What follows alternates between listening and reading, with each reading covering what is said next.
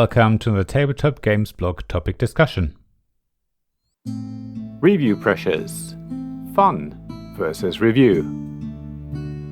When you publish a review every week, there's a certain amount of pressure to frequently play games that are new to you.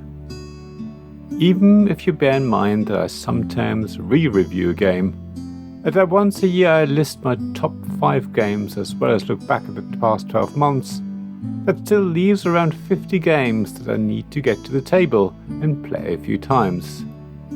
That's a fair amount and risks taking the fun out of it. Now, don't get me wrong, I absolutely love playing board games, and I'm not particularly picky either.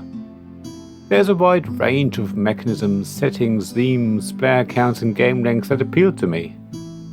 I probably enjoy competitive games more than cooperative ones, but only slightly. Basically, there are very few games I would never play again, and only a handful that don't give me at least a minimum amount of enjoyment. However, there comes a point where something that is fun can become tedious, and eventually even stressful. Even the most enjoyable activity can become problematic if you do it too often. Something that's entertaining when done as a hobby may well turn into a chore when done as a job, at least after a certain amount of time. I'm very lucky that I was able to convert working with computers back in the 80s from a hobby into a well-paid job. However, 40 years later, my steam is slowly running out. Let's return to board games though. I know there's nobody telling me that I have to release a new review every single week. It's a pressure I put on myself. My blog is also not a job. What I do in the modern hobby game community is for fun, so I really shouldn't complain about it, and that's not what this article is about. I just want to try and share with you my experience of the hobby from the angle of a reviewer. I want to illustrate how it can change things. Having a reviewer hat on is different to playing games without any expectations, neither from other people nor from myself. Most of the games I review are games that I bought myself, or that friends brought to games night. That means they are likely to be fun. I try to avoid spending good money on something that I don't expect to enjoy. Similarly, friends tend to buy games and bring them to games night only when they think the group will enjoy them. So, on the whole, playing games is still always fun, even when I have my notepad out to record my thoughts and the experience everyone is having. The situation changes slightly when I play a game for the first time and I don't really enjoy it. I can decide not to play it again, and therefore not review it. Yet I also think about how many games I have in the pipeline. As I said, it's me putting pressure on myself to release a review every week, but it's still pressure. So sometimes I decide that we need to play a game at least once more, ideally a few more times, even though we really didn't like it.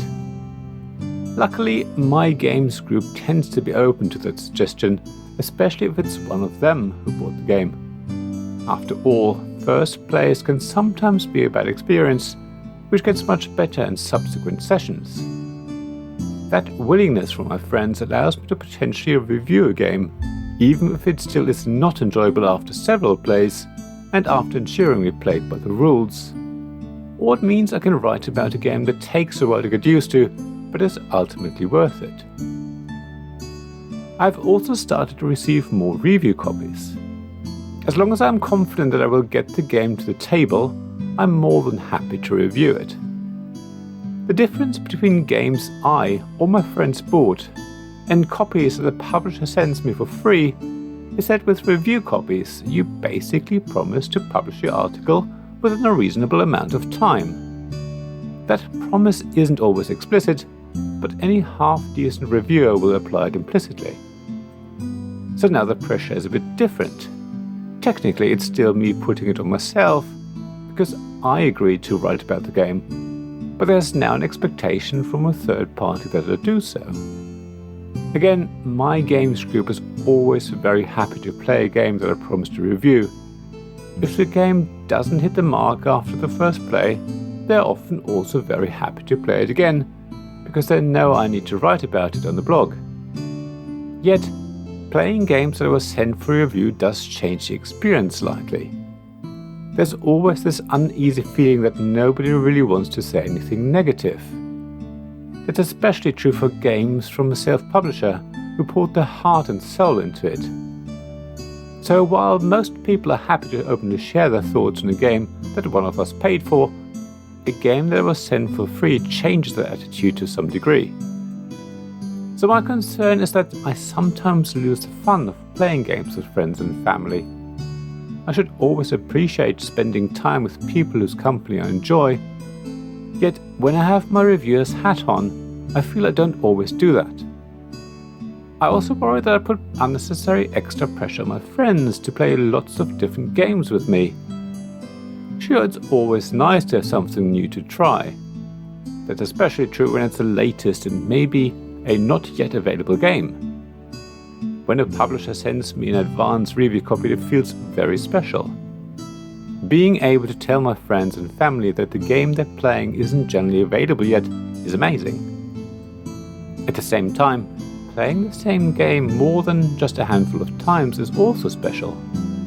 There are games we love and can't get enough of. The thing is, playing a game for the 10th time doesn't add much to my opinion of it. Also, once I've published my review, there's no benefit to the blog if I play the game again. I have to make sure I never forget what our hobby is all about, having fun. Whether that's alone, with friends, or with family doesn't matter. We are supposed to enjoy the experience of playing a game. It's the emotions that they evoke and the stories they tell that are important. A last-minute victory after the most amazing turn is so very memorable, just like the feeling of frustration when your perfect strategy wasn't as perfect as you thought. As I said at the beginning of the article, it's all about balance. I think on the whole I have it right. I don't feel there's too much pressure on me to release new reviews every week. I actually think that the schedule is one of the main reasons why this blog still exists. Without it, I would probably not really write much.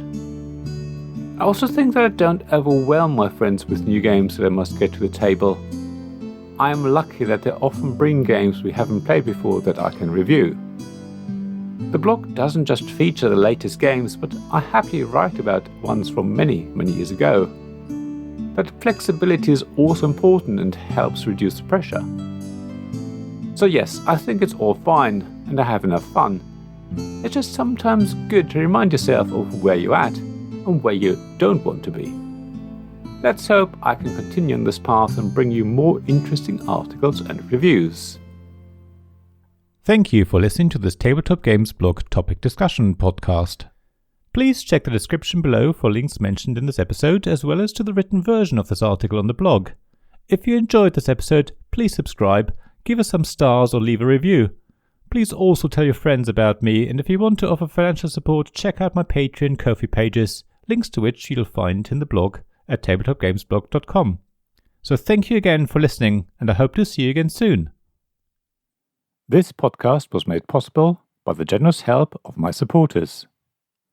Royal Patron Sean Newman, Magic Champion John Risley, Castle Guards David Miller and James Naylor, Dice Masters Alex Bardi, Paul Grogan and Robin Kay, and Shining Lights Jacob Davis, Gavin Jones, Sarah Reed and Richard Simpson.